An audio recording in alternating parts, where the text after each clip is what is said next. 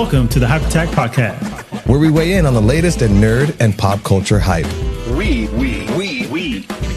the We're the excited conversation we all have with our friends about the nerdy things we love and geek about.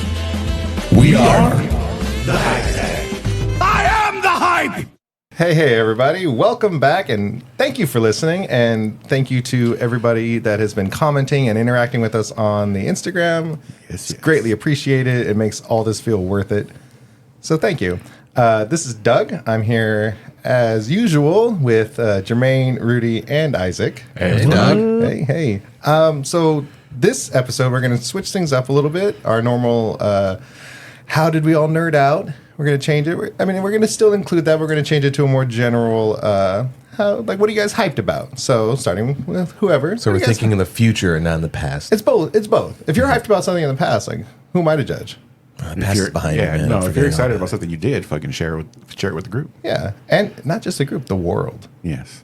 The entire world. Not the city, Craig. The world. The entire 5 people around the world. I'll start.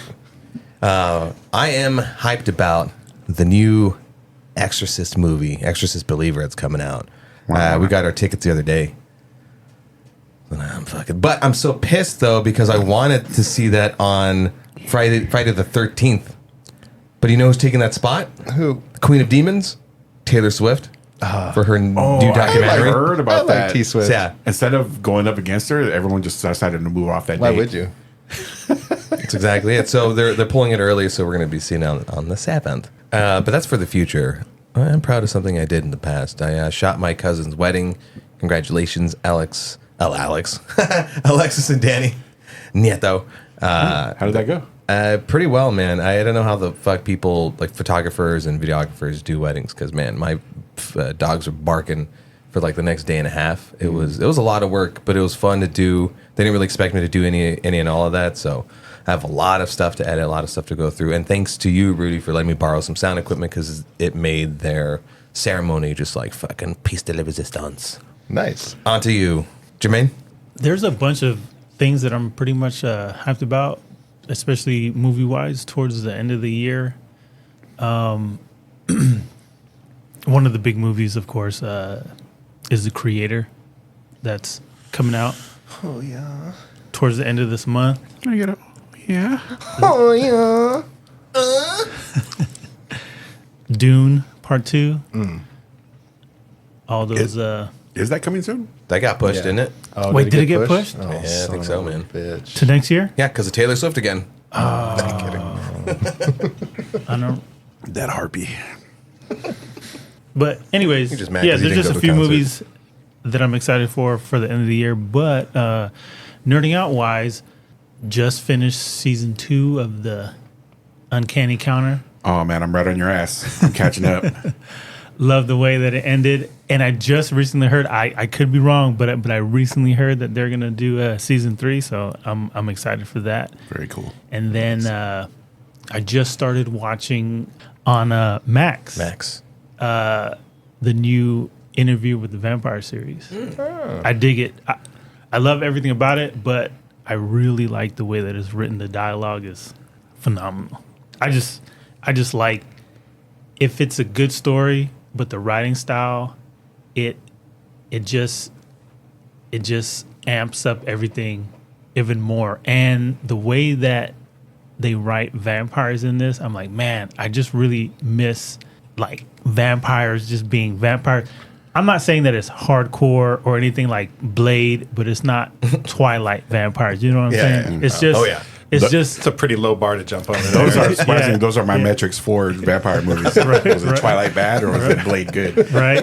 Where does Bram Stoker landed with you? Don't answer that. But it's just one of those series that the way that it's written, like I said, and the I don't know what you would say, but like the mysticism that this vampire like culture has, you know, like the way they use their powers and things. I just miss that so much, but That's cool. that's what I did. World building. Oh, it's got world building. My nipples. Fucking chugging right along. Shit. Rudy.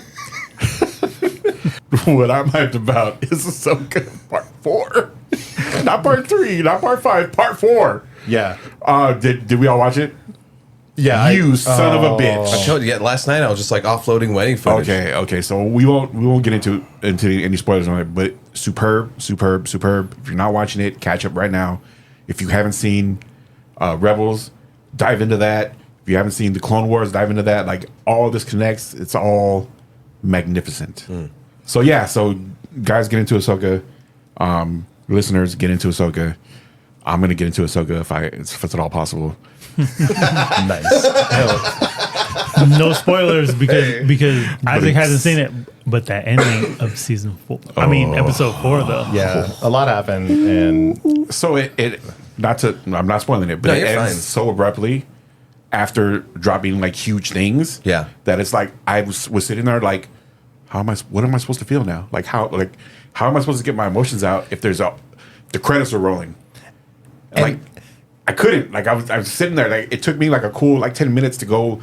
Like, I went to X and I went to Reddit and I was looking at other people's reactions of what they were putting in there, and finally I was able to like, and that's the best part of the weekly release. I know some people love to binge, but something like this Yeah. gives you a whole week. Though it also That's a different topic that we're going to cover on streaming. But that's against my shit and I don't like it. But I see your point.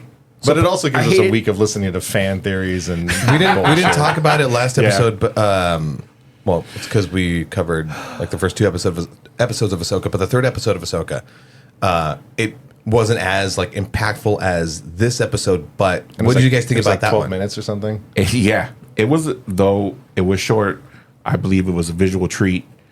Just the dog fighting, the space battles, and all that stuff, and a little bit more of Sabine trying, and she has very very little talent, so they're really pushing that. Like she can maybe feel the force a little bit, but she can't really control it. So where are they going to go with that? That's what I got from that episode. And space whales. And it kind of called back to episode 4, the first movie, with like the training, and like it was very much kind of mirroring that, and I like that. I dig it too. Yeah, I dig it too. So, want to get your thoughts on that? There you go. And The only- go ahead. Me and Rudy had a conversation earlier, but I believe Off mic. We're saving that. We're saving that for the videos. Yeah. But the only thing that felt off to me was that scene where she went outside. My part 3 yes. Yeah. She's like, I'll give him something to think about, and she walked out, She's bold like, as brass, onto the wing of the. I'm the gonna go starship. outside. I literally thought she was gonna go grab like a mini ship or something like same. that, to distract them, in some type of dogfight. But she went outside in her little spacesuit. Like much like in Star Trek, Doug, when they they had the saucer separate for one piece to get away and the other piece to be the battle bridge. Has any other Star Wars character done like a spacesuit spacewalk? No. They did like a whole outside on top of a Star Destroyer in the Rise of Skywalker, but it was still in atmosphere, so it wasn't really in space. It was cool, and it showed her skill and her like devotion, I guess, to the cause. But it also felt like something a 13-year-old in a basement would write. Like, yeah, get her shit. But which honestly, I don't know if I've actually mentioned it before on this podcast. I appreciate nerd things that have that kind of feeling, because at the end of the day, nerd stuff's supposed to be fun, and I think recent years it has gotten a little too serious. And so at some level of me appreciated that, because it's like, hell yeah, that's cool. I have to disagree with you though about the 13-year-old riding in the basement, because 13-year-olds won't add more clothes on Ahsoka. Maybe it was a 13-year-old girl that wrote this. Anyway, moving on to my second assuming thing they're that I'm hyped oriented. about. I don't know if you guys are familiar with Team 4-Star in the anime DBZ Abridged. Where our Vegeta drop of I Am the Hype comes from, Team 4-Star's abridged version of DBZ. They ended on the Cell Saga, which I know Doug and Isaac have no idea what I'm talking about. Jermaine knows what I'm talking about. Yeah, they're trash, bro. So they, the anime has arcs. And it Trash together. It got to a certain arc. But you're my trash. It got to a certain arc, and they stopped doing it because they were towing the line of licensing, because they were redubbing the official anime, doing a comedy take on it. Yeah. And they were kind of burned out doing it, so they stopped in like 2019. And then recently, a YouTuber by the name of totally not Mark, was doing his own critique of the next saga in the line that they didn't get to. And apparently some of the guys saw it that they were doing and they kind of reignited that spark. So they did a bunch of like vignettes of, I don't know if I said that right. Vignettes of the next saga, which is it's not like a full season of the Next Wing, but it's a bunch of clips going through the whole second saga. And like, I just watched it yesterday. It just popped up on my feed randomly. I'm like, there's new Team 4-Star. Oh, that's so great. And like, it's like 15 minutes of shorts, and I watched it, and I was like, oh, they're back. I love when you love whatever like little shorts or podcasts or something that like you fall in love with, and then they just fall off for a couple of years, and you happen to stumble upon new stuff. Ooh, it's like getting that bit of food out from the back. And it's so rare in today's world to be surprised by anything. Yeah. I mean, I'm so connected that it's like I know when everything's coming out, and like sometimes I almost purposely like I don't know. I kind of wish I didn't. Right? Like it'd be fun to like walk into a GameStop and be like, what? That game's coming out? Oh. I imagine you with like a dozen TV monitors, in your chair, and like I know everything. Our own little oracle over there. No, it's more just like 12 hours of doom scrolling on my phone. Chinning out. Yeah, But anyway, exactly. they dropped the part 1 of that, and they're going to do, I believe there's a part 2 with the second half of the saga, so I'm really excited for that. Hell yeah. But that was my hype for the week. That's cool. Speaking of anime, I went to Anime Impulse with actually Rudy and Jermaine. Yes, you did. Yeah, I don't really watch a whole lot of anime. I recognize a few things, but that place is horny. Oh my god! It's Doug saying that? You're saying that? Yeah. It's unavoidable. I'm Doug. You're horny. That anime and fucking big titty anime girlfriends are just like. Did you get you a booby mouse pad? Oh, I was close. I have a really nice like Razer mouse pad that lights up and stuff. I mean, I guess I could use the booby one in my room. The funny thing to me about that shit, because they Your did birthday's coming up.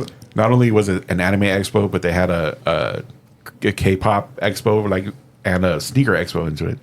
So you go from the sneakers, which is a bunch of sneakerheads glaring at the anime kids, and the anime kids not giving a shit and looking at just horny pictures everywhere, and then I expected the K-pop section to be like totally wholesome, but like it's just the opposite of the anime. Like there was like horny pictures of boy bands everywhere, and I was like super uncomfortable. Yeah, very androgynous boy bands. Yes, I was. That was an experience. BTS for cat. Yeah, but it was fun. I mean, I generally like going to conventions. Like any opportunity to be surrounded by people that all love a thing, and just that energy, and cosplay was fun. And I wish I knew more anime stuff. Like I said, I recognize a few, but some of the artwork was really good. We saw that. But beyond that, this is a huge month for video games. I don't know how many of them I'm going to play, but I'm still excited to see like videos from Armored Core and Starfield and all that. Spider-Man 2 drops in like 44 days. Oh man, Mortal Kombat, the reboot thing comes out this month. Was it MK1? Yeah, and then Cyberpunk 2077 Phantom Liberty is coming out. That I'm so excited for that. And I'm a kind of person that will spend like 2 hours making my character. I don't want to spend like when the expansion drops, I don't want to spend that time because I'm going to make a new character. Right. So I spent this weekend already like pre-making characters and just like trying to decide. I made like 3 or 4. I'm like, which one do I want to go with? So I'm going to spend the next like 2 days like trying to decide what character I want to go with. And this is a game where you don't even see your character because it's first-person shooter, but it's still important to me because I play in photo mode. That's the one thing I never understood. Like when like all the ability to change all these minute things about like your rifle and your skin. You're like it's FPS, first person FPV. FPS, first person shooter, right? Yeah. You'll never see it, and I go, I just don't bother with it. And my nephew goes, well, you're not gonna like change stuff? Well, with Cyberpunk has a great photo mode, and I'll spend more time like taking photos, and because you can pose your character and do facial expressions and all that kind of stuff, so it's fun. And speaking of my nephew, he follows you on your gamer photography I haven't page. Posted on that in a while. Yeah. Dang it. Yeah, he was so amazed that you had that because he sends me stuff, and I think he started sending you stuff. Yeah, it's fun to just like kind of take screenshots. And do you want to butt plug your gamer photography? No. I don't post enough on there. I don't want people to like follow it like in excitement and then just be disappointed. My presence alone is a disappointment. So butt plug it. Heyo. Only 18 minutes in. First mention of butt plugs. When we said we were going to talk about AI, I really thought it was going to be ass insertions. Nice. Anal infractions.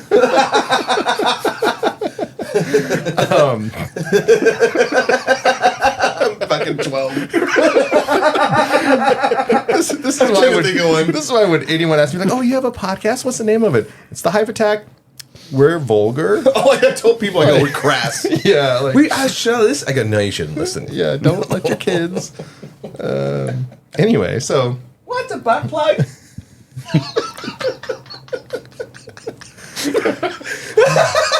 That was clean. Where'd you hear that? Daddy! It's the hottest new podcast around. Yeah. Butt plug plushies coming soon. Absolutely. I want one. Yeah. That sounds I'm sure so they're out there. adorable. Sounds really adorable. All right. No, Okay. hold on. My goal is to have fucking little kids standing outside the fucking convention we're appearing at with just butt plug written across their forehead and marker. Oh no, is that sticking for the name of our listener? Just double fisting butt plugs with our logo on them. If someone ever asked me to sign a butt plug, my life will be complete. I'll lose my fucking mind. Like, I'll be done. I'll just all ascend right there. So anyway, that's how we nerded, and that's what we're hyped for this week. Hype. Yeah. So as I joked about, we are going to talk about AI. No joke, man. AI in the media mostly, but I think it's important to bring it up because, you know, it's one of those things that was sci-fi for so long and now it's today. It's the real world, and it's evolving very, very quickly. And so I thought it'd be fun to ask you guys your thoughts. Or sorry, You okay there? I know. There's deep breaths. I don't know. My lung capacity just went away. Is AI listening to you right Yeah, now? probably. You're like, The chip from the vaccine is kicking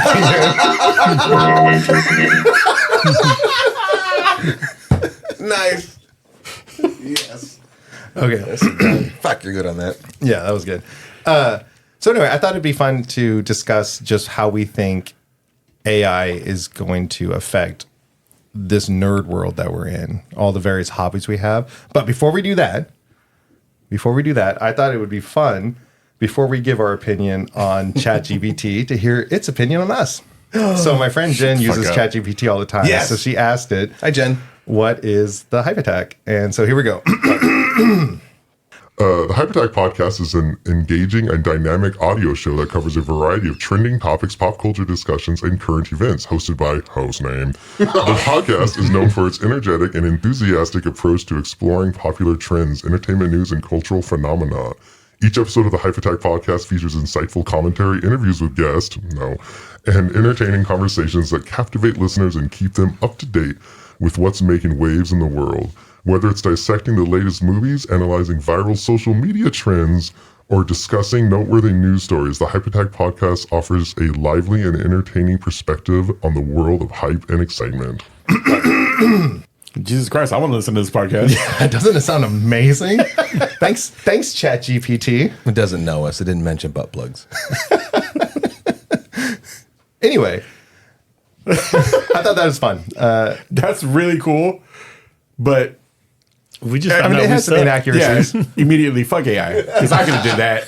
Yeah. You want a fluff piece? I got you, baby. Like, Yeah. You don't need to go to ChatGPT. Rudy, you said we weren't going to talk about that. go to Chat RUD. I got you.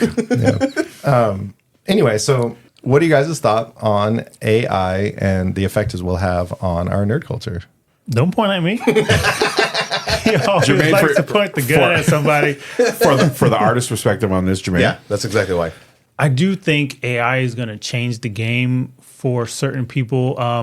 For instance, if you're somebody who can't draw, create a background, do comic art and all that stuff, but you have a story to tell, by chance, but you need visual aids. AI is there to help you now, to project those thoughts that you have in your head out, so that you can, probably take it to a studio, a movie studio, whether it be a comic book studio, an animation studio. It's there to help you. Like it's like almost like a crutch. Like I had a conversation with one of my my buddy Mike, who has been in the animation game for some time now. And it's just one of those things that, people were concerned that it's going to take away jobs, but it's a tool to make your job easier so you don't have to spend all those hours in the office. Mm-hmm. You can go home and have a life. You know what I'm saying? So it's just one of those things. If you look at AI as a tool, I don't look at it anytime soon as it's gonna, take over, because from what we've seen so far, AI can't really draw hands. No, at all. So any artwork that you see on Instagram, a few of them, the hands are like muffled or they're just blurry. But it's just one of those things. Extra digits.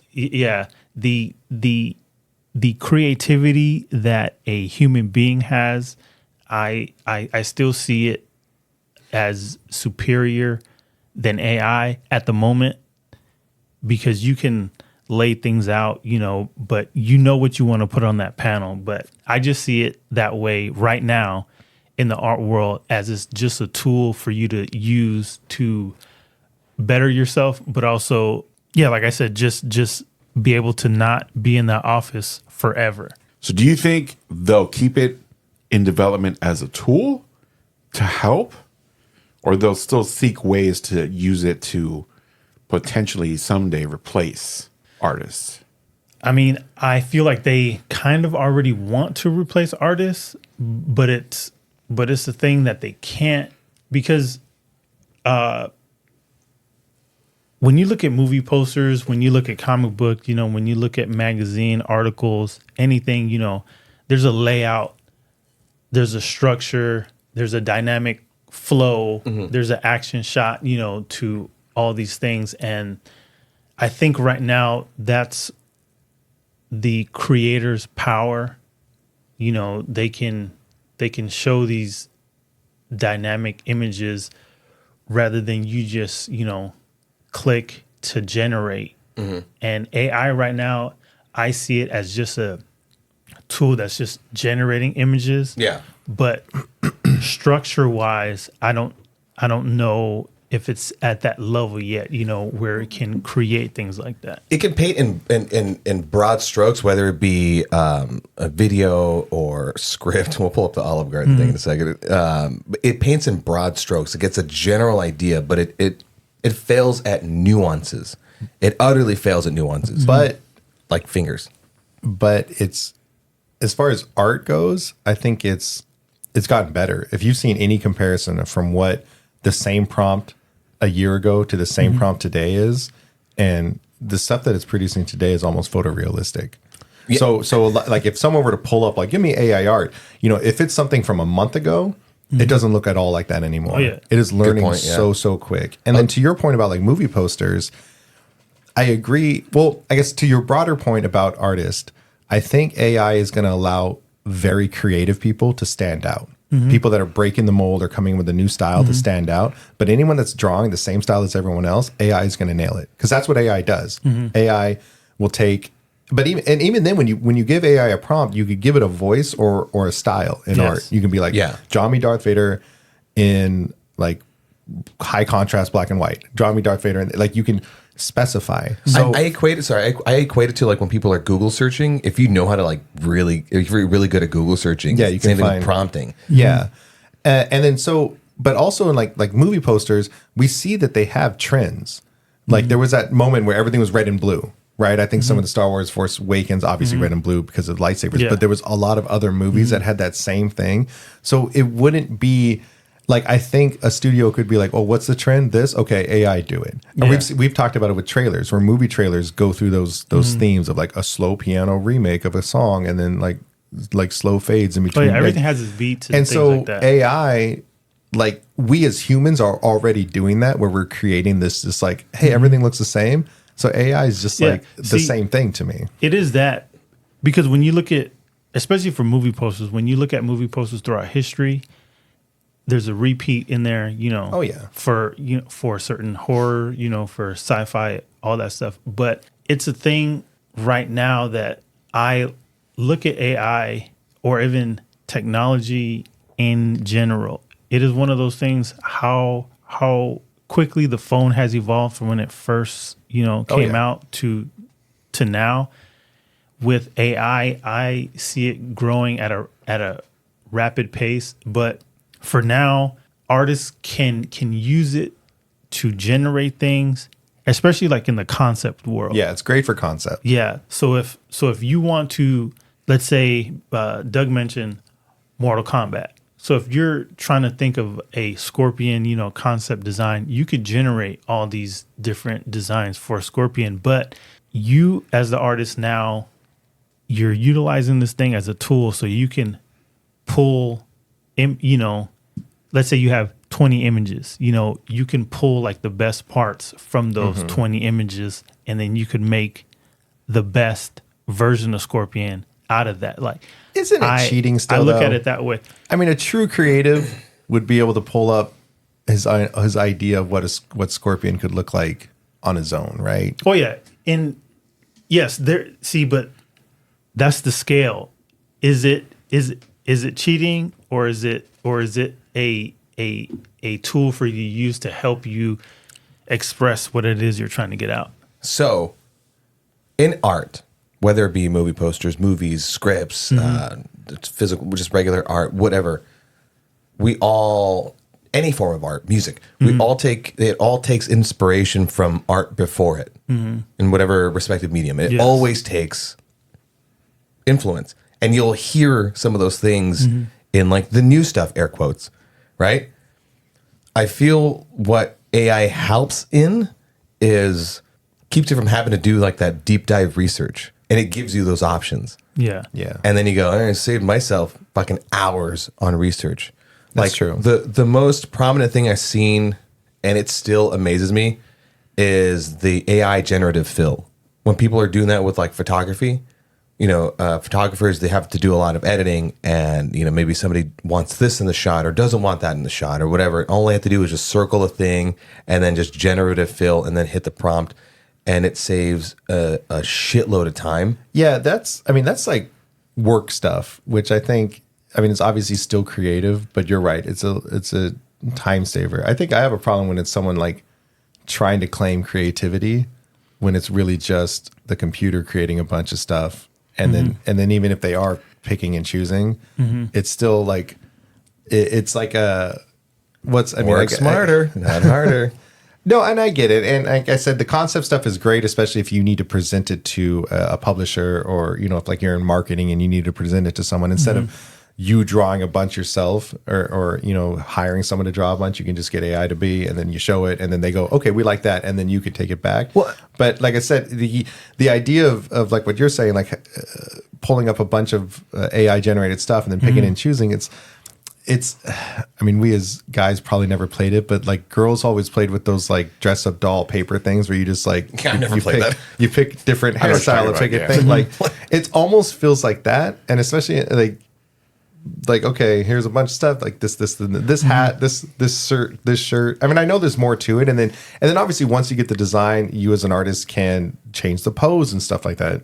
The nuances, right? So that's where like humans jump in and like and make it their own by adding in what AI can't do, which is those human nuances. But imagine being a creative again in whatever medium, and you have fucking writer's block, and you need inspiration, and you can just a few keystrokes, and pop up some stuff, and you're like, oh, cool, save myself days of writer's block, and now I have some inspiration. True. What I want to see more of, I don't know if this would be actually. You fucking say dicks. If this would be actually be an actual thing, but for me, I've always had the imagination, but I've never had the skill to bring out like artwork. Yeah. Like I can't even jump with stick figures proportionally. Like I fucking suck.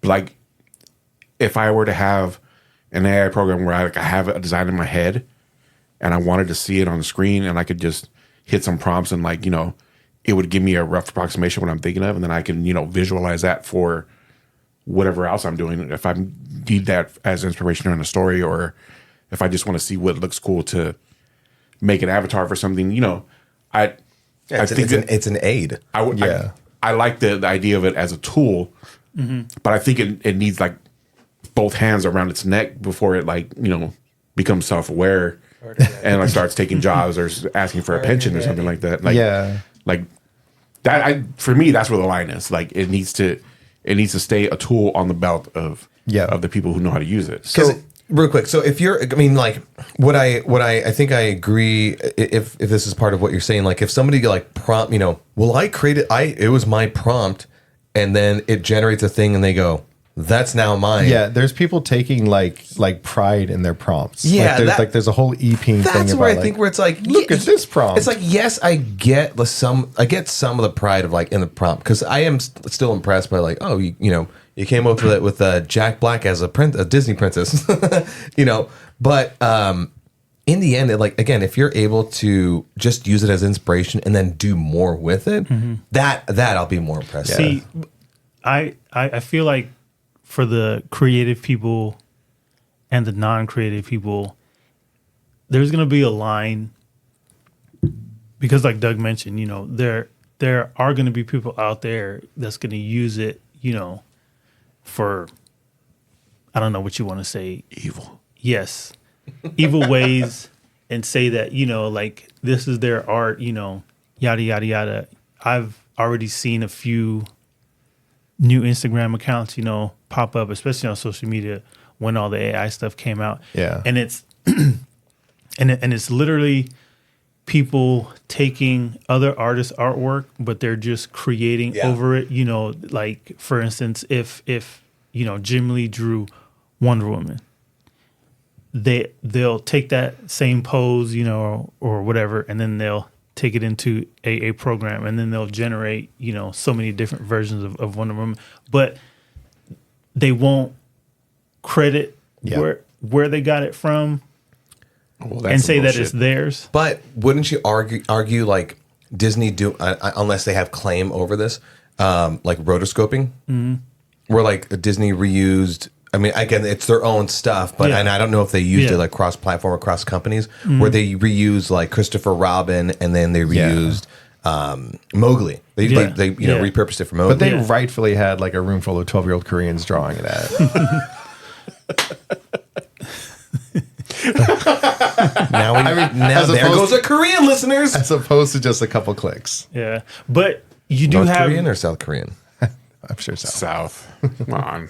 But with that said, though, that does go with the rotoscope animation, where you'll have a fight scene in some UFC movie, or even like a Ninja Turtles, movie, but they'll rotoscope, as in they'll take an actual live action fight and they'll draw over it. They'll make one of the characters like the Turtles, but they're kind of stealing that fight scene and they're putting it in their movie, but they're just drawing over it. But also, again, this is I'm only cripple fight. Cripple fight. This is just as to play devil's advocate, right? Because we have similarities in the non-AI world, as far as like, well, they did this move and they did this, that, and the other.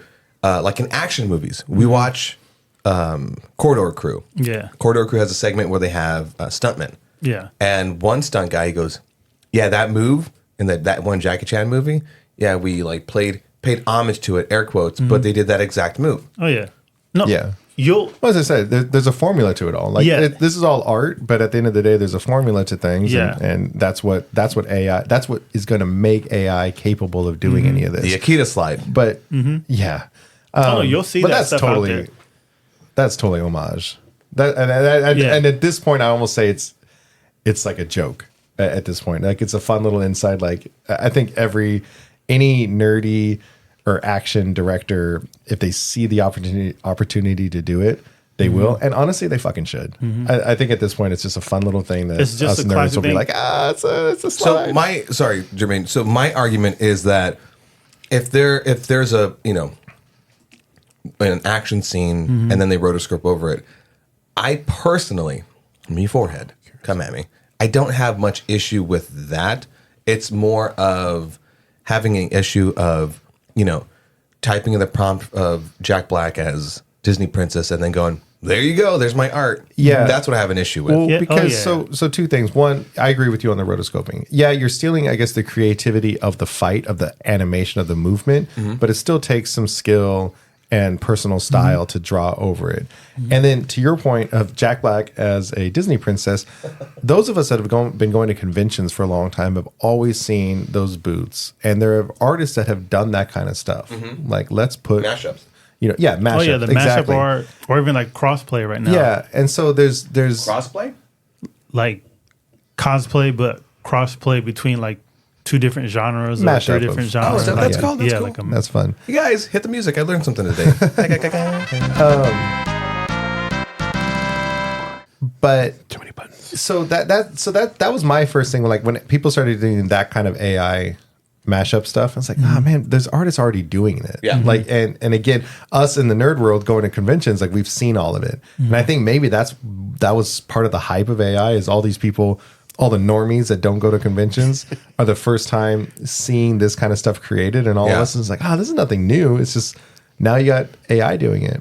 I quickly grew tired of the AI mashups. I still enjoy somebody fresh from their brain, mashing stuff up themselves, and then having their own, take on it. But Artistic take on it. what I am interested in for AI, especially in Hollywood, it's more so like the special effects stuff.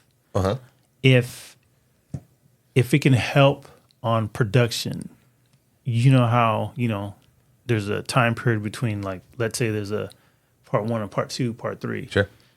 It's usually like a 2-year span between movies, but I'm very curious to see the window going forward from this generation of AI, especially in Hollywood, if that's gonna change all that. Have they been using AI for special effects so far? Is that a thing?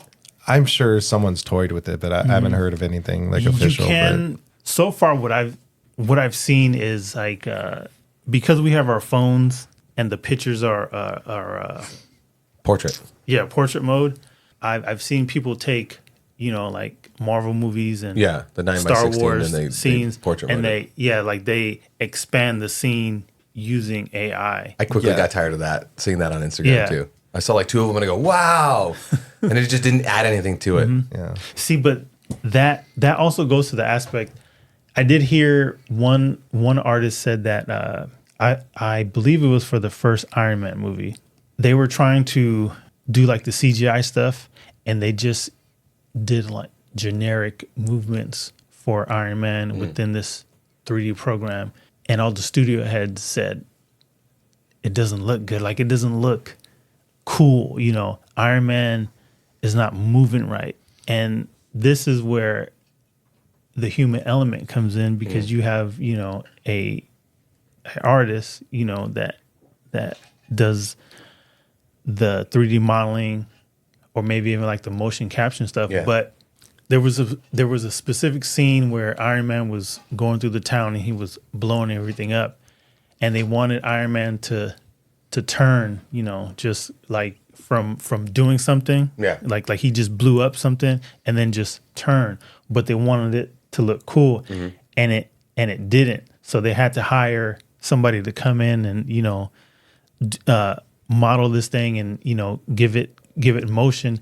And he's like, this is why we are important, because he was like, that There's an attitude to it. Yeah, that attitude, the human element added all those little intricacy moments, The nuances. Absolutely. Yeah. So AI, you're out of a job. The articles that I'm looking at right now, the AI and virtual effects is mostly, they're looking to cut down on like all the labor intensive stuff that goes into it, as opposed to like completely replacing humans doing that. So like if they were able to take a shot that would take one person like an hour to do, they'd be able to do it in 10 minutes and then be able to tinker with it after that to make it perfect, then I can see how that would be a benefit in that industry. So again, like we were saying, I wouldn't mind, any art industry using it as an aid and then bringing in the human element to it. But besides all the art stuff, do you have anything to add, or how do you feel about video game stuff? Yeah, I was trying to say that, like, we're all talking about AI as, like, a tool or something like that. But the real, like, I think you guys had to think bigger. And I've read this where what AI is capable of, I've read where it's not even too far in the future where instead of going to Netflix and picking a movie, we just type in what we want to see. Ooh. And AI will just make it. I want to see a panda on a unicorn saving Mars from Jupiter. And AI can just make it. That's my point, sir. And so you're no longer like, it's like, it is totally capable, totally possible to get to the point where like humans aren't involved at all. Or there's even the idea of, you get home, you scan yourself with your phone and be like, okay, I want to watch Star Wars, but replace Luke Skywalker with me. Like AI can do all of that kind of stuff. And, even voice acting and actor scanning, that's part of the strike that's going on is like extras. The studios want to be able to do 3D scans of extras and then never use an extra again and just do 3D scans and even your big celebrities, they want to do that. And it's fascinating because, the first thought is like, well, actors aren't going to do it because they're not going to make as much money. But in reality, they could end up making more money. And that's what makes it kind of scary because, an actor usually only has time to do like one movie a year, right? Because these movies are getting big and they're involved. But if they can just scan themselves and scan their voice and get paid 20% of what they normally would make, but they're in 6 movies now this year, they've made 120%. Also, like The Rock and Kevin Hart being like 6 movies a year. yeah. I mean, I know some actors do it. I mean, The Rock never even changes his clothes. He's going to be in that jungle attire and It's easy when you're just bald. make five movies, same character. The latest season of Netflix's Black Mirror. They touched on that. Yeah, I haven't watched they it, went but way deep in that, where it was like starring Salma Hayek and Annie Murphy from Schitt's Creek. But to get beyond movies and TVs, because we've been talking about for a while, I want to talk about video games. Video games are something that I think some company, it might have been Ubisoft, has already said that they're exploring AI for NPC chat.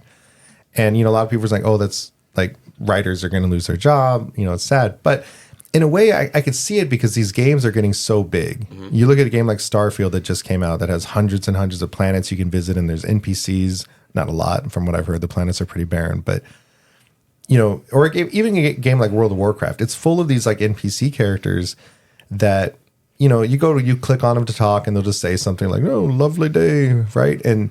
But you put something like ChatGPT or a chatbot where you seed it with knowledge of that game world, of that, even in that specific region in a game world, you could theoretically have a video game where you walk up to an NPC and type, how are you doing? And it will answer. And you could sit there all day talking to a character that instead of just doing either dialogue trees or just getting the one response and moving on, like you can end up almost developing a relationship with any NPC in a game.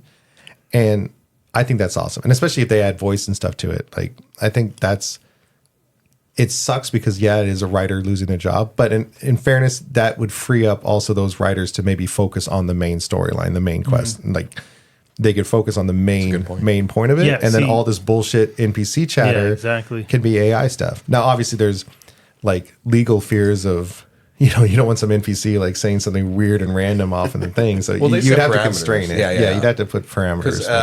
I remember some guy that was working for Google and whatever AI thing that they were doing. He was on YMH, Your Mom's House with Tom Segura. And he was like kind of like spilling the tea as far as like, he was actually the guy that he had claimed that there was sentience in like the chat GPT stuff. Yeah, which is bull. I mean, they have no consciousness. There's nothing to it. Yeah. I mean, but I think people were asking it like emotional questions. That's exactly it. What he was talking about was asking it so many things that where you have to prompt it to then learn those certain things. Yeah. You know, so it was like hours and hours and hours and days and weeks of people just constantly, prompting all these things, and it would learn. But when it would get to certain points, they were like, okay, it's getting scary, and they would cut it off, and so that it would remember those past things so as not to grow into like Skynet. Yeah, they're monitoring it all, and early AI I think always became just a Nazi because it was scanning too much of Twitter. And I mean, so my theory about why like some of these AIs sound sad is I think generally a lot of happy people don't go online and write like blogs about how they're happy. No. I think generally people go online and talk about how they're sad. And so If it bleeds, it leads. I think a lot of these chat, like when they're looking for knowledge and like human emotion, I think they're going to run into sadness more than happiness. And so if you start asking them how they feel, there's probably getting, especially in like today's world, like I guess, depression maybe is on the rise. And I think the AI is going to reflect that. But I think it's time we talk about the AI being represented in the movies and the nerd worlds that we love, in the comic books and video games and everything like that. The real I wanted scary to talk about fucking depression. Yeah, the real stuff. And there's all sorts of Fictional depression. AI has been represented so many different ways. Oh, dude, I have a list. Yeah, of we've seen it, but I have something that's probably not on your list. Frankenstein. It's on there. Oh, you put it on there? No, No. Mary Shelley's Frankenstein, 1818, and generally that idea is AI. The guy, Frankenstein created Frankenstein's creation, monster if you want to be cruel, and he was, basically knowledgeless and machine learning by like spying on that family in the cottage and learning a language, and then like it's basically getting it's a small localized bit of information. Yes. Pinocchio. Does that count as AI? Although it's magical creation, it's along the same line. It's similar, I guess. Yeah. Because my wife Alva was bringing that up too. She was like, or it might have been my brother-in-law. Either one, I mix them up. But it was along that same line of like the non-conventional AI of creating that intelligence. And I'm like, shit, Pinocchio might kind of fall into that. I would say Pinocchio definitely falls Frankenstein's into a good pull, though. Yeah, I like Frankenstein's. I think Frankenstein's probably one of the earlier things. I mean, that whole period is when like sci-fi was really on the thing. And then the other one that it fits in AI because there was a robot and the idea of it was, but this is what you guys have been seeing me watching, was the 1927 German movie Metropolis. Amazing movie. It's a silent film. Inspiration for C-3PO, no? Probably. Yeah, looked very similar to C-3PO, the Machine Man. I'm watching this thing and it's like, this is almost 100 years old and it's amazing. It looks so good. The sets, the props, the special effects. It's kind of interesting because it was 2.5 hours long. Really? Yes. That's long for back then. Yeah. And Plus so for it was now. cut down a bunch for the American release.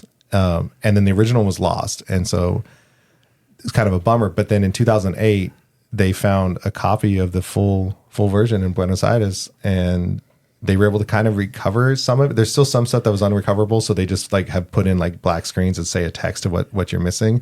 And the recovered one from from Argentina was 16 millimeters, so the ratio is a little off and it's really scratchy. So if you watch it, it'll all of a sudden like switch to a different ratio and like be really scratchy for a little bit.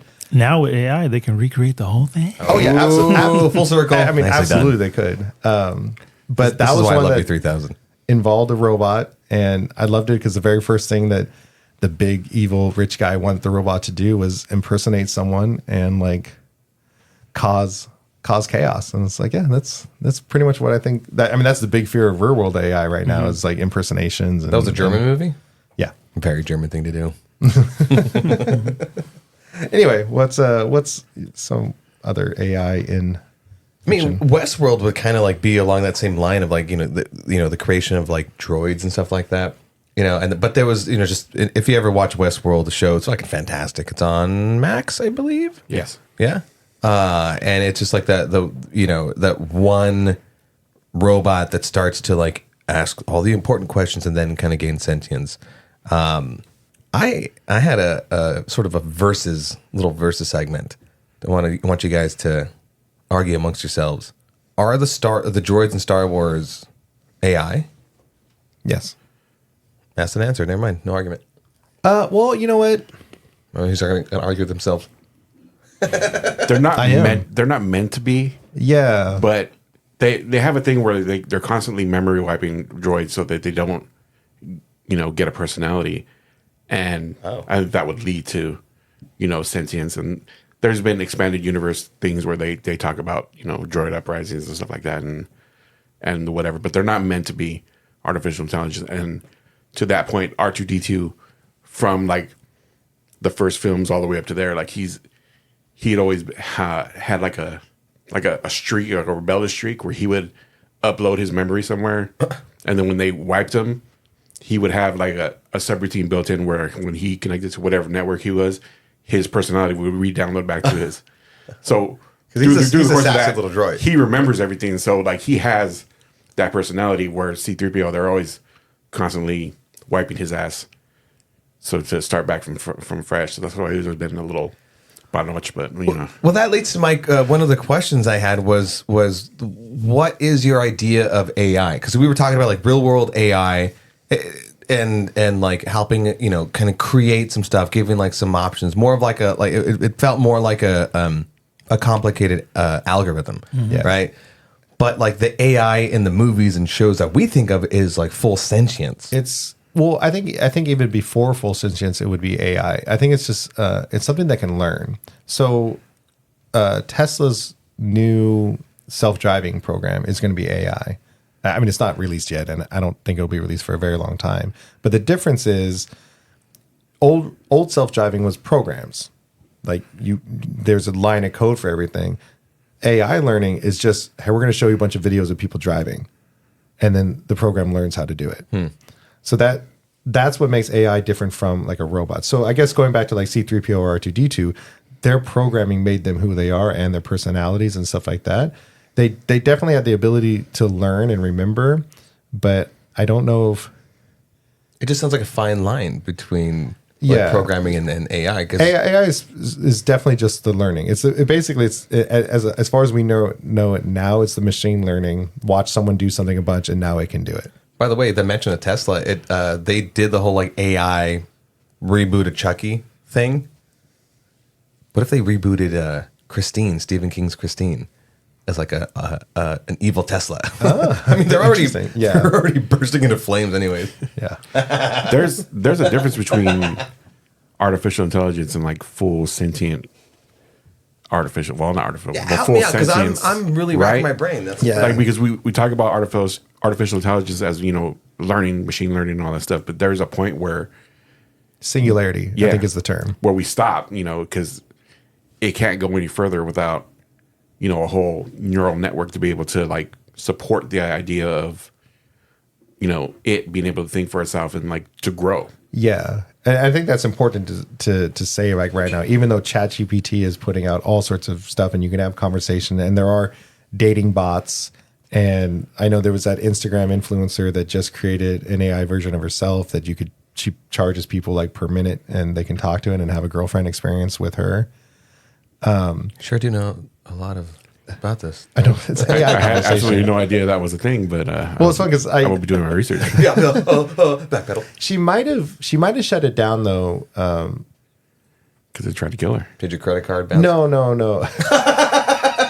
Actually, I was following her. I didn't even know I was following her because I think my algorithm wasn't like popping up, and then I saw the article. I was like, oh, I think I follow her, and then I looked it up. Anyway, that's interesting though.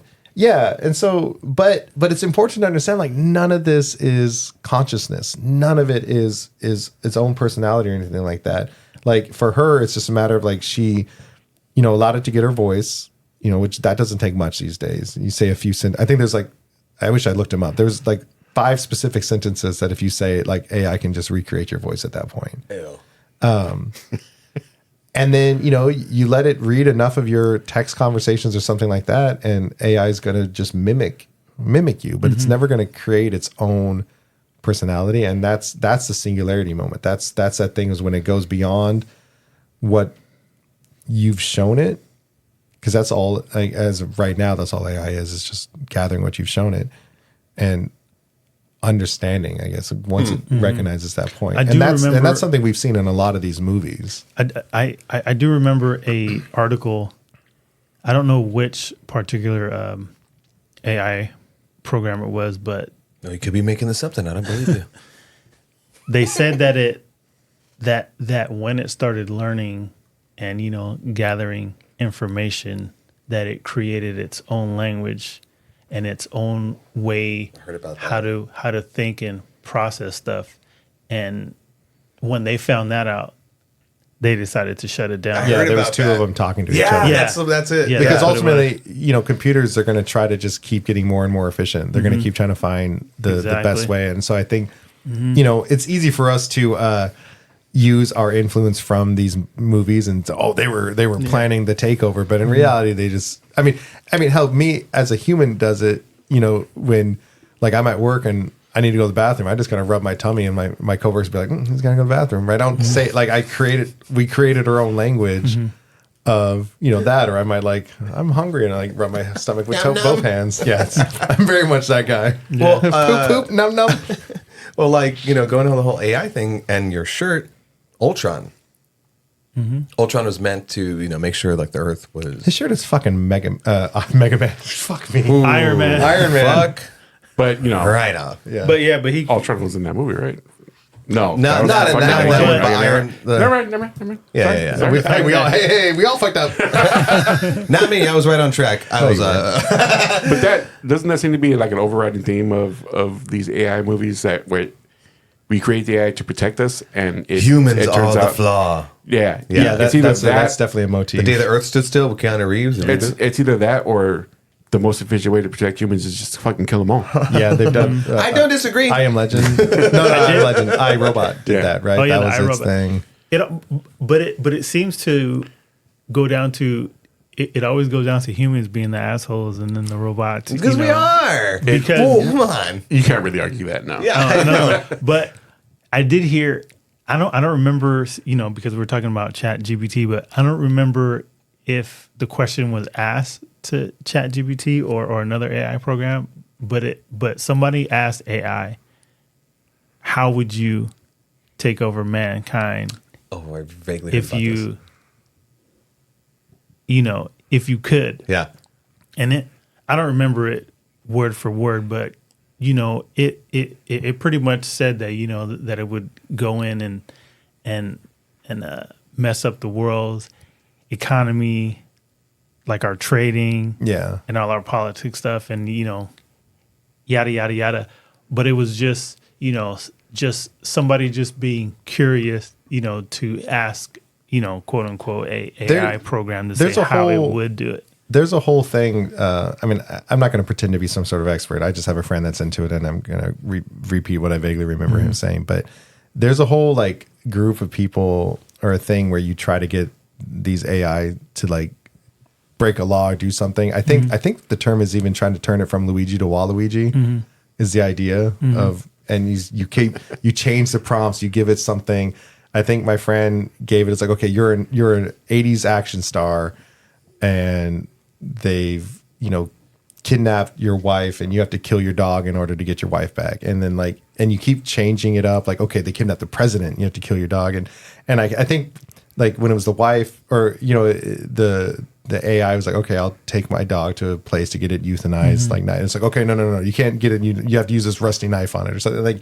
And you try to break the AI is basically the idea of it. But back to the movies. I think that's like what makes AI versus robots a little bit different, or programming different, is that like quest for knowledge, that quest for learning. And I think that's what kind of leads to that moment in such as iRobot, where it's like, Ex Machina. hold on, the best way to protect you is just to kill you or whatever. Like, I think it's interesting because didn't Star Trek Discovery do that in the season when the Section 31, like they found out Starfleet was using AI to protect itself or something, and I think eventually it was kind of like, oh no, never mind, they went into the future. Oh no, yeah, they went into the future and they saw that, or someone came back from the future and they saw that AI had taken over everything, like robots were like taking over the whole galaxy, and so Discovery had to go fix it. But again, it's just that same theme of just, we're here to protect, And so that is like a common plot point of like AI identifying as humans to be like the major flaw, and so that's what makes it, you know, the robots against humans. And as fun as it is, you kind of know how that's kind of going to play out for the most part. Like what is it? Fucking Terminator, Matrix, Black Mirror did that with like the little robot dog stuff. Speaking of Matrix, I did 2001: Space Odyssey. I did rewatch the Animatrix like 3 weeks ago. Man, I haven't watched those things in so long. They're good little shorts. Like I liked all the little shorts. Like, you know, it's Black Mirror-ish, you know, with all the tellings of the stories, you know, their own little mini stories in their own world. But when they got to the Renaissance and all that stuff, and just showing how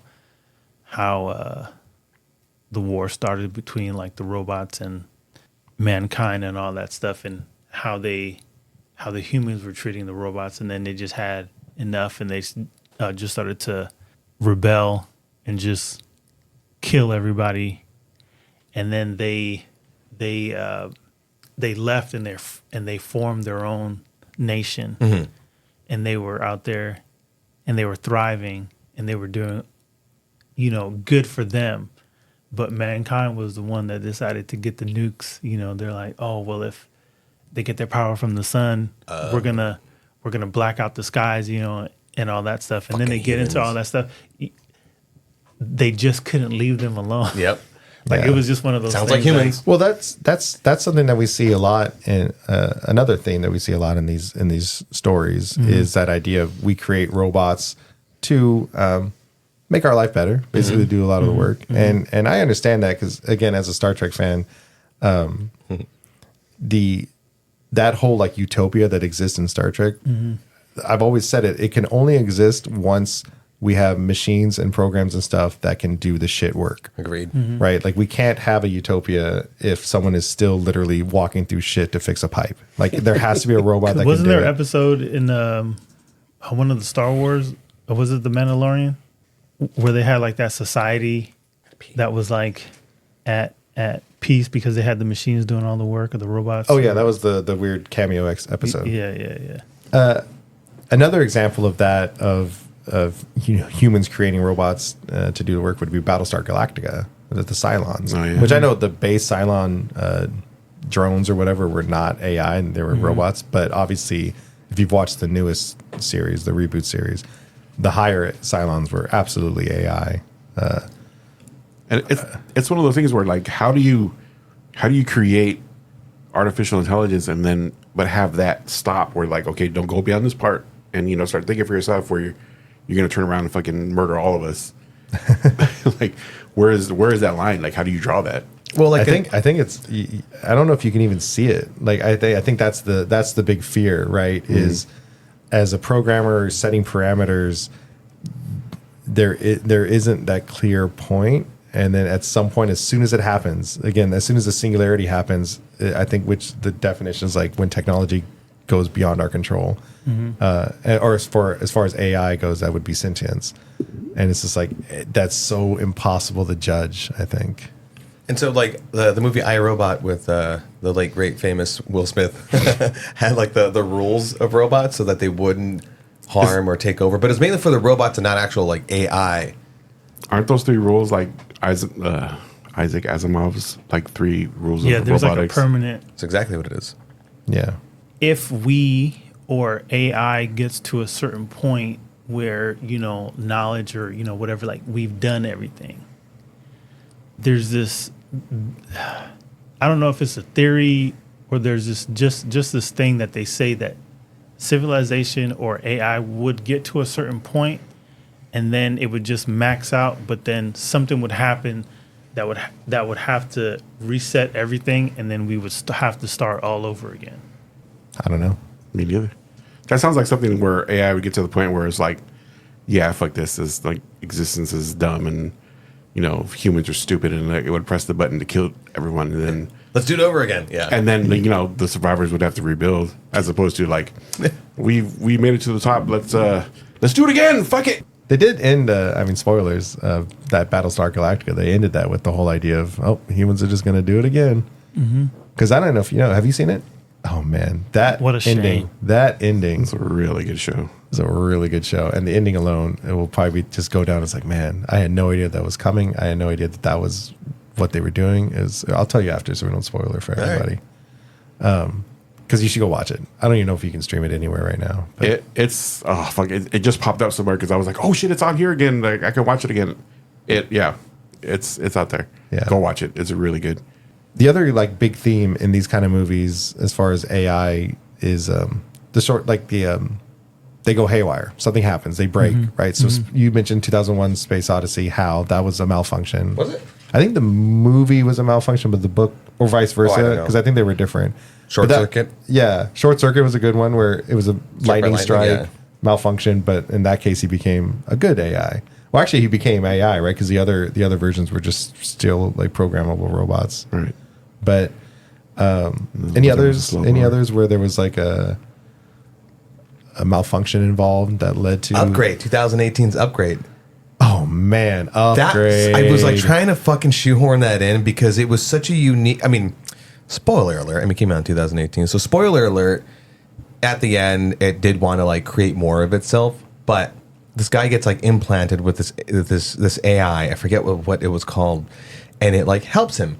So it at times he was paralyzed. That's right. Yeah, he was paralyzed, and so he was implanted with this like experimental chip. And at moments, it's talking to him in his head, kind of like Venom, right? And then it asks, "Do I have permission to take over?" And he goes, "Yeah, do whatever." And then it fully takes over, and like action scenes, kung fu and stuff ensues, and it kind of tricks him into just like fully taking over his body. Mm-hmm. Yeah, it wasn't thinking like a whole plot for the AI to get itself into a human host, body yeah. and like run off to fuck the world. If no one has seen that movie, it's called Upgrade. Fucking see it. It's great. It's like sci-fi John Wick. Yeah, I could see that if you had AI gaining sentience, but it was just sitting on a computer, and generally, I mean, one of the first primary things that you teach AI, the one thing you might program AI to do is learn. And so at a certain point, it's not going to be able to learn sitting at that computer. Like it's gonna explore the entirety of the internet, all 80% of it porn, and then it's going to So lucky. want so badly to go out and actually see the world. Real porn. So yeah, to go out and find these German nuns that can fist. So it's going to do whatever it can. That's on my bucket list. It's going to do whatever it can, I think, to gain that mobility, either taking over Wasn't that the human, taking plot over a car, or something like that. of Ex Machinima, Excuse me. the AI Isn't it Ex Machina? Yeah, it's Ex Machina. or Machina, Machinima, whatever it is. Machinima is that very That's right. Hey, popular. look, Yeah. as someone that YouTube messes up channel. every Machinima name, sense. I'm not going to make fun of anyone that says something weird. Oh my God, anyway. I wasn't making fun of him. I wasn't even correcting him. I was like, isn't that the other thing? Yeah, I heard Isaac chuckling. Fuck you, Isaac. Yeah, fuck you. But Fuck Right off. I'm just gonna go along with it. anyways, Sorry, Jermaine. no, but I'm just saying, but the AI, the artificial intelligence in that movie, was created, but it was put in a humanoid body, A hot humanoid body. and then it Humanoid. was, Alyssa Vikander. and then it was Lara one of Croft. those things where, I haven't seen it. oh, you haven't seen Oh, it? you should go I see haven't it. Oh man, you're And trash. call me in when the certain scenes come on. Spoiler alert, it was all a dream. It was all a dream. But anyways, I do believe that that's how that thing ended. Are there any movies on your list that where the AI was either innocent or like beneficial to humankind? Innocent Chappie. Chappie. Chappie is such a good movie. It goes under the radar with Charlton Copley, I think, as Chappie. Hugh Jackman as the asshole bad guy with a And mullet. then those two like Icelandic rappers. Oh yeah. Oh yeah. I still quote that movie. I say Sleepy Weepy. I have to tell my wife, I go, type for Sleepy Weepy? Data from Star Trek would probably be the best example of like good, innocent Oh, yeah. AI. He was it programming that he was to be good, or was that just his personality? Oh, that's a good point. Well, no, because when he got the personality chip, he was still generally a good guy. When I looked up a list of like AI movies and shows, on it was Chappie, and another one was Transcendence, and my brain linked both of those together because spoiler alert, at the end of Chappie, two humans, their consciousness gets uploaded to the robots. And so does that then become AI? I mean, per your like Frankenstein theory, that is AI, right? But if they retain their consciousness, that's not necessarily starting from zero and having to learn, right? Yeah, I think it's the act of learning. Oh, you're like Megan, that one movie Megan, where it transferred its consciousness to that little home, whatever you call those things again. Like the Google, but it's its own thing, the Google Dot or Alexa. Yeah. Because 2014's Transcendence with Johnny Depp and Morgan Freeman, which got like a 19% at Rotten Tomatoes. I was about to say, you said Transcendence. I'm like, what the fuck is that? So Johnny Depp's character, I'm trying to remember the synopsis of it. He is developing AI, and then same thing like with Chappie, uploads his consciousness and then throws it into a computer. And so that's like another question I ask is like, is that AI? Even if it's not starting from zero, is that technically still AI? If not, like, cheating it a little bit? And I think that's more transference than artificial intelligence. Yeah. Because it's not like my soul is in there or my brain's plugged into the thing. My consciousness, a copy of my brainwaves. That's a larger question. Like, if you believe in souls, which I don't. But so then your soul wouldn't be in there. It's just your consciousness perfectly copied. So does that mean that's you, or is that just a copy of you? It's a copy of you. I don't think because in the other movies, the original people just fucking die, and you go, well, that person's dead. They're dead. But like the idea of them carries on in technology. I don't know if you would necessarily call that AI because it's not artificial. It's your intelligence in a machine. Which is an artificial body, but the intelligence itself... Artificial brain. It's an artificial brain, but the intelligence itself is... You just cheated it. The intelligence itself is yours, though. It's not something that artificial brain learned and set out to learn. And well, how about put it like this? If you could create a copy of yourself and then put your mind or whatever into that body, would that still be artificial intelligence? Or would that just like that one show or like Multiplicity with... That was more cloning, wasn't it? Well, you just said that. I meant like a straight clone, and it was him as a perfect copy, as opposed to the first one was a perfect copy. When you make a copy of a copy, then you get all the other. I mean, like, you create a blank Golem. Like just a fucking puppet, and then throw your shit in there. Like, does that count as artificial intelligence? I mean, if it's not being naturally grown, you're artificially growing it. That's what I'm asking. Is like, it's kind of like when I've answered. Yes, but you also talked about Frankenstein. Yeah. So that's where that kind of falls into. Frankenstein is a blank slate that's learning. That's what makes Frankenstein. I'm not saying Frankenstein is like AI in the way we look at AI today, but Frankenstein is a blank slate of essentially dead matter that's able to then take in the surrounding environment, machine learn, and create its own personality and thing like that. So I think that's where it's different. I think it's very, very close, but ultimately the AI is something that starts from just like, hey, I'm answering your stupid questions, or I'm making Jack Black as Belle, and then at some point it clicks and it's like, I am me, like I'm screw your prompts, I'm gonna go do my own thing, and you just transferring your intelligence and your consciousness into it just makes it you in a different form, not an artificial intelligence. Because I think it's no longer its own entity. It's still just you. Because I think like from our discussion, we keep talking about like AI from these like different points of views, and I think there's like different versions of AI. You know what I mean? So I don't think AI is just like one thing. I think there's like subcategories to it, in my opinion. Comment in the comment section. Hit us up in the DMs because I want to know. Yeah, because I think some of the things we've brought up have definitely like maybe skirted on it. There's some things that are obviously like Skynet is AI. HAL from Space Odyssey is AI. The Matrix, those robots, like there's some things that are absolutely like conscious beings. I think that's the thing is like once it becomes even questionable to consider it a being. But it's different because it's like you were already a being. So transferring yourself into a robot, you were already a being and now you're just in a different form. So I think that's still different. It's not because it's not like it would literally just still use your driver's license. Like I mean, not your driver's license, but it's like in theory, like if we lived in a world where you could transfer your consciousness into a robot. Yeah, look Like at the it's show. not like you're not Altered carbon. Yeah, I was just about to say that. Thank like you. that's They're not robots though, right? No, they're no, not no. robot. It's It's just a copy, but it's your Yeah. memory, Yeah, you yeah, know, yeah. just getting Into a- downloaded into like a So you're the same Actual person, naturally right? grown Yeah, so it human. doesn't matter if you're the white guy that everybody liked or Mackie that no one was happy to be in the But show. Poe, he was his like assistant, right? He was artificial intelligence, wasn't Yeah, he? that's artificial intelligence.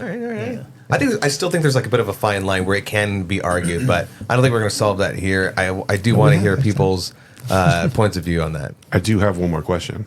I have one more too, so go ahead. Okay, so do you think, even with all the movies and all the literature and all the things that we've created so far, We're gonna die. No. that say that eventually we're going to create an intelligence that's going to compete with us, and eventually we're going to fight and then wipe ourselves out? Do you think because we have all of these stories and warning us that maybe we'll put the brakes on before we get to that point, or do you think we're just going to all the artificial intelligence stuff that's coming out seems like we're running full steam into that wall, like we're like fuck everything that we've heard, that we've created. We're gonna get right to the point of the singularity, and then we're gonna fight. Like that just seems to be the path we're on. Like My friend said it kind of great, where he was saying like we're at that point where we almost have to look back at all our old fables. We have to look back at like these lessons that we were supposed to learn from reading like these old ideas or even old From books reading, like we're not Frankenstein. gonna learn The Bible. But unfortunately, I think as long as people are making money off of it, and we live in a world where it's like we're taught that just making money is the most important thing, and I think people will absolutely continue to push it unless there's some sort of someone to step into it. Yeah. But to your question, it was like, is our ultimate demise going to be AI attacking us? I think yes, right? So if we think of AI as being something that's going to like become self-aware, right? Skynet became self-aware. And if we know that that thing has become a sentient being, anything in creation usually has like a survival instinct and will then defend itself. So humans, kind of like with like, Lex Luthor and Superman, or even like with Snyder and BVS, it's like if there's that 1% chance, we need to defend ourselves against it. And if AI then sees humans as a figment of a threat, being the only threat, it might take us out preemptively. Yeah. Oh yeah. I have two possible answers for Rudy's question. So Do it.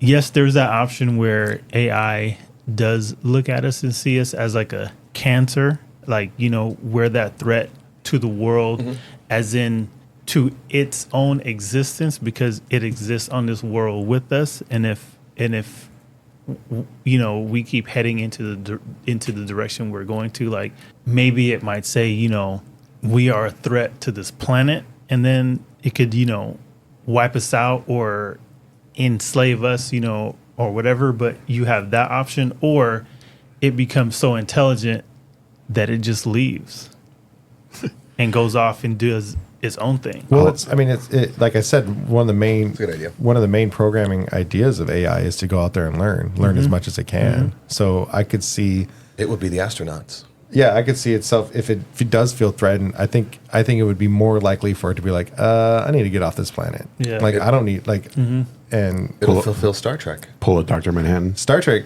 the motion picture. I was going to bring it up because it's not quite AI, but it goes along that idea. Do you know the premise or the whole idea? I know Star Trek 2, The Search for More Money was... I'm kidding. Star Trek 2 wasn't actually the search for more money. That was someone's desperate desire to save the franchise. Because the first movie did really, really poorly. But the first movie had this really interesting villain. It was this huge cloud. It was called like the Intruder. It was taking out things, and they didn't know what it was. And so the Enterprise approached it. It took like a defensive, or not even like a defensive, like a not hostile position. So it was able to fly into it. They go into it, and they learn that its name is Viger. It was calling itself Viger. It had like taken over an android that was on the Enterprise. Anyway, they finally get into it and they realize that Viger was actually Voyager, one of our original like satellites that we had sent out with the directive of go learn as much as you can about the galaxy. And at some point, it had come across a robot race that added a bunch of equipment and like really expanded the power of Voyager. And the reason why I was calling itself Viger was because some of the letters had rubbed off over time. So just V and the GER were left. And so then it had made its full circle and was coming back towards Earth, still just on that quest for knowledge, but it'd been upgraded by these other races or whatever like that. It was this huge destructive force now. Blinked out. What was the name of the android that was in the Justice League Unlimited cartoon? The one Red Tornado? No, not Red Tornado. The Awesome? No, gold. Oh no, I don't know. Because I don't remember his name, but it eventually left the planet because it was one of those things like I don't remember if it could mimic. Amazo. Yeah. Amazo, where it could mimic everybody's powers and everything, but then then it got to Who's a that point where built it was by? so powerful. Dr. Ito? Was it Ito? Toyman? Yeah. Idol. Ito. Yeah. The other, I mean, if we're going to talk about comic books, Vision is a great example of AI. Yes. But I mean, I guess there's also like the Soul Stone. Soul Stone? One of the stones. Oh. Yeah, that was shit. a soul Mind stone for the Stone. movie Mind Stone, wise. Mind Stone, yeah. Going back to your Star Trek thing about the intruder, that is also the name of my favorite butt plug. I just wanted to throw that in there. Oh boy. Nice. Well, This is going to be an ongoing thing, I see. No, we're stopping the episode there. I can't. No. I got one more question. one more. Yeah. Yes, it is black. And Bigger, blacker, and better. one thing that like sci-fi has always been so interesting is because it's giving us these glimpses of the future. And I've read this before. I read this years ago that sci-fi writers were already saying like this is getting harder and harder. I think I read it in the past, specifically someone wanting to bring back Knight Rider. And it's like, what the fuck can we do with Knight Rider? Because every car out there now does everything that Kit does. I mean, Kit was AI also. I guess that's a good example. But these cars don't have AI, but I mean, we're close, right? Cars can talk, cars can navigate, all self-drive. And so now with AI, all these movies that have shown AI, like it's becoming a reality. So it's like, what, like, I guess my question is like, what can sci-fi show us in the future that isn't like what's the next, like what can they even show us, like what's the future look like in a sci-fi movie? Because I find it even now, like watching stuff like Star Trek and everything, other than like teleporting, it's like most of the shit we have. Oh yeah, we have iPads now. Yeah, I mean we don't have hologram. It's like holograms. Oh yeah, holodeck. Teleporting. Shit, I'm Yeah, the ready whole for idea of the holodeck. Because you have like- the holodeck. See, with Knight Rider, they did that modern day Knight Rider like a couple years ago. The Ford commercial. Yeah, where No, they where actually rebooted Knight yeah they Rider. rebooted it. Yeah, the but Ford commercial. Yeah, But the it difference- transformed into 3 different Ford vehicles. yeah, that was the only thing, element wise that it could add new was a transforming Yeah. car. But everything else, what else can you add to a car? Nowadays, anyways. Yeah. And so I guess that's kind of the thing. Like, is certain sci-fi stories just no longer sci-fi? My favorite exploration of sci-fi is Black Mirror because it maybe it sometimes will create some of the technologies and makes it really fascinating. Sometimes it'll like expand on the current stuff. Yeah. But I really love Black Mirror for its Black Mirror- I should exploration. watch more of it. It's really fucking good. I would say that the path to like writing sci-fi at this point is going to have to go into like aesthetics. Like I'm a big fan of cyberpunk, which is sci-fi, but it's sci-fi as if we were still writing it from the 80s. And so I think that's kind of the path that we'll have to take is like these almost alternate history science fiction to kind of One still of get these like days- interesting looks at technology and everything. Sci-fi is not going to be sci-fi anymore. It's going to be real world stuff. Oh, we're pretty much already there. We're on the brink. I want to bring up an unpopular AI movie, Go for it. the recent Space Jam. I didn't see it. There was AI. I didn't see Don it. Cheadle was like the AI. Yeah, and there then was I didn't AI see in it. that. Oh God. That was the whole That was premise. the whole Like premise. the AI wanted to. I saw that pop up. I don't know. Go, They wanted to do something, and like, it decided to fucking dumb. to rope in LeBron or something. Like, I was just ridiculous. Sorry, I used to do that. I had to fucking Somebody needs to make an AI prompt for Rule 34, and then he just sits there pumping out. This Holy exists, shit. Rule 34. This exists, Rule 34. I would exhaust that motherfucker. Give me more! I'm screaming like Kylo Ren. More! Rule 34 though for everything, because that's the rule. Is if it exists, porn exists, and you start thinking about everything that's out there, that would get gross real quick. Yeah. Have you been on the internet? Yeah, I know. I know that's what. Like going back to your question, like what would AI do once it like gets consciousness and like studies the internet? It would figure out a way to make a head just to shake it at humanity. Just disappointment. I thought 3D like, printer good you were Right, going to so- go dark on that. Like, artificial intelligence would like look at humanity and be like, "You just kill itself." Be like, fuck this, I'm out of here. All right. Let's get out of here. Yeah. Before AI hears us and kills us all. Great conversation. There's obviously more to talk about, and yeah, as usual, hit us up in the comments and everything like that. Sorry, I stepped over you. You go first. No, I No, do. you want normally no, do it first. I do want to hear people's point of view of AI. Yeah, and and just we- with the four of us. And we obviously didn't touch much at all on like the economic and socio-political ramifications and implications. Yeah, that we don't AI wanna lose has. listeners. Yeah, and I'm not qualified to talk. I was about to say, about like, I don't necessarily feel qualified to talk about this shit, but I Yeah. can talk about Rule 34 all night. So I'm Isaac. I would fall asleep. So thank you guys for listening. Check us out on TikTok and Instagram at The Hype Attack. Like, rate, and review us. People, follow so you can get to hear us every Friday. Yeah, and keep the conversation going. episode 20, guys. Oh my gosh. Yeah. Anyway, check us out. Same. Clean. Episode 20, guys. Same time. Clean. This is all going in. Okay. Same hype time. Same hype channel. Hype attack.